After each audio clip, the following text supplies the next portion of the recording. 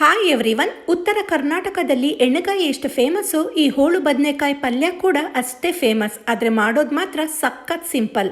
ಮೊದಲಿಗೆ ಹುರಿದ ಶೇಂಗಾ ಬೀಜ, ಹುರಿದ ಕುರಿಶೆಣಿ ಕಾಳು, ಒಣಕೊಬ್ಬರಿನ ತರಿತರಿಯಾಗಿ ಗ್ರೈಂಡ್ ಮಾಡಿ, ಹಾಗೆ ಖಾರಕ್ಕೆ ಬೇಕಾದಷ್ಟು ಹಸಿಮೆಣಸು, ಬೆಳ್ಳುಳ್ಳಿ, ಕೊತ್ತಂಬರಿ ಸೊಪ್ಪನ್ನು ನೀರು ಹಾಕ್ದೇನೆ ತರಿತರಿಯಾಗಿ ಗ್ರೈಂಡ್ ಮಾಡಿಕೊಂಡು, ಈಗ ಕಡಾಯಿಯಲ್ಲಿ ಎಣ್ಣೆ ಕಾಯಿಸಿ ಜೀರಿಗೆ, ಇಂಗು, ಉದ್ದ ಹೆಚ್ಕೊಂಡ ಈರುಳ್ಳಿ, ಕರಿಬೇವು ಹಾಕಿ ಈರುಳ್ಳಿನ ಫ್ರೈ ಮಾಡಿಕೊಂಡು, ಇದಕ್ಕೆ ಉದ್ದ ಹೆಚ್ಕೊಂಡ ಬದನೆಕಾಯಿ, ರುಚಿಗೆ ತಕ್ಕಷ್ಟು ಉಪ್ಪು, ಅರಿಶಿಣ, ಗ್ರೈಂಡ್ ಮಾಡಿಕೊಂಡ ಹಸಿ ಖಾರ, ಹುಣಸೆ ರಸ ಹಾಗೆ ಸ್ವಲ್ಪ ಬೆಲ್ಲ ಹಾಕಿ ಮಿಕ್ಸ್ ಮಾಡಿ ನೀರು ಹಾಕ್ದೇ ಒಂದು 3-4 ನಿಮಿಷ ಬೇಯಿಸಿ, ನಂತರ ಗ್ರೈಂಡ್ ಮಾಡಿಕೊಂಡ ಪೌಡರ್ ಹಾಕಿ ನೀಟಾಗಿ ಮಿಕ್ಸ್ ಮಾಡಿಕೊಂಡು, ಬದನೆಕಾಯಿ ಬೇಯುವಷ್ಟು ನೀರು ಹಾಕಿ ಮಿಕ್ಸ್ ಮಾಡಿ ಒಂದು 8-10 ನಿಮಿಷ ಬದನೆಕಾಯಿನ ಬೇಯಿಸ್ಕೊಂಡು, ಕೊನೆಯದಾಗಿ ಕೊತ್ತಂಬರಿ ಸೊಪ್ಪು ಹಾಕಿ ಮಿಕ್ಸ್ ಮಾಡಿದ್ರೆ ಹೋಳು ಬದನೆಕಾಯಿ ಪಲ್ಯ ರೆಡಿ.